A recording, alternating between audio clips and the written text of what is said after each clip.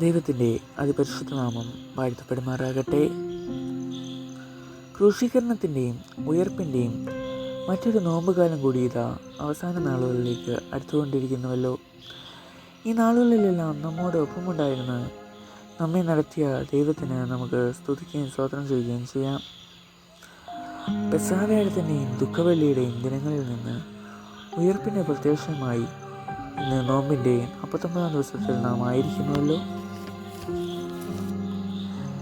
ഇന്നത്തെ നമ്മുടെ ധ്യാനത്തിനായി നിശ്ചയിച്ചിരിക്കുന്ന വേദഭാഗം മത്തായി എഴുതിയ സുവിശേഷം അതിൻ്റെ 27-ാം അധ്യായം 62 മുതൽ 66 വരെയുള്ള വാക്യങ്ങളാണ്. മത്തായി എഴുതിയ സുവിശേഷം 27-ാം അധ്യായം അതിൻ്റെ 62 മുതൽ 66 വരെയുള്ള വാക്യങ്ങൾ ഇപ്രകാരം അവിടെ നമുക്ക് വായിക്കാൻ സാധിക്കും.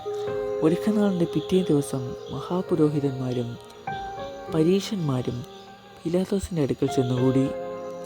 യജമാനനെ, ആ ചതിയൻ ജീവനോടിരിക്കുമ്പോൾ 3-ാം നാൾ കഴിഞ്ഞിട്ടും ഞാൻ ഉയർത്തെഴുന്നേൽക്കും എന്ന് പറഞ്ഞ പ്രകാരം ഞങ്ങൾക്ക് ഓർമ്മ വന്നു.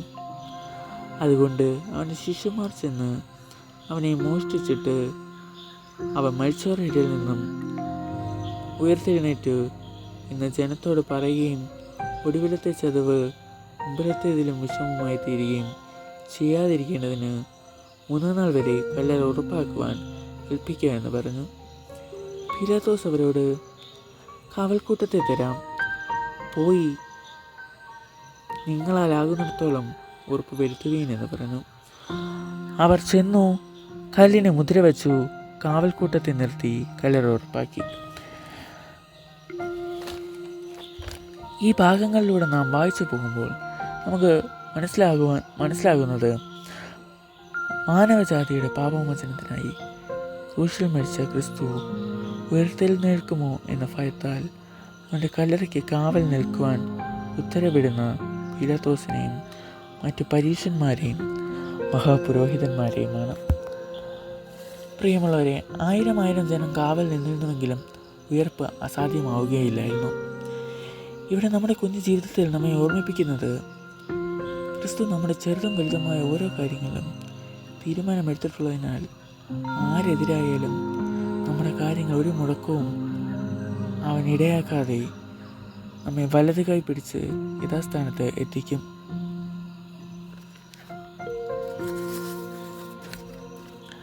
ദുഃഖവെള്ളിയും ശനിയും നമ്മെ പഠിപ്പിക്കുന്ന വലിയ ഒരു പാഠം പരീക്ഷകളെ ജീവിതത്തിൽ എങ്ങനെ നേരിടാമെന്നതാണ്.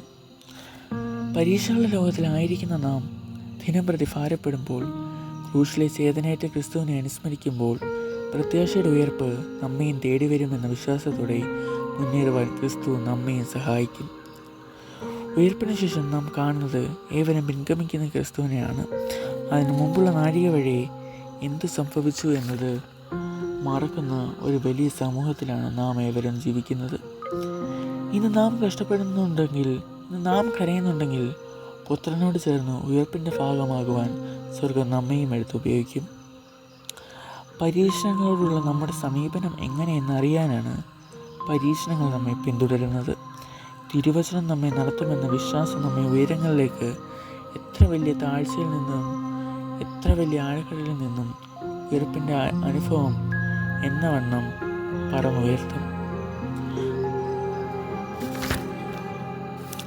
രോഗങ്ങളിലും പ്രയാസങ്ങളിലും നമ്മുടെ ആവശ്യങ്ങളെ കണ്ട് നമ്മെ നടത്തുന്ന ദൈവം ഇനിയും നമ്മെ അനേകം വഴി നടത്തട്ടെ എന്ന് പ്രാർത്ഥനയോടെ നിർത്തുന്നു.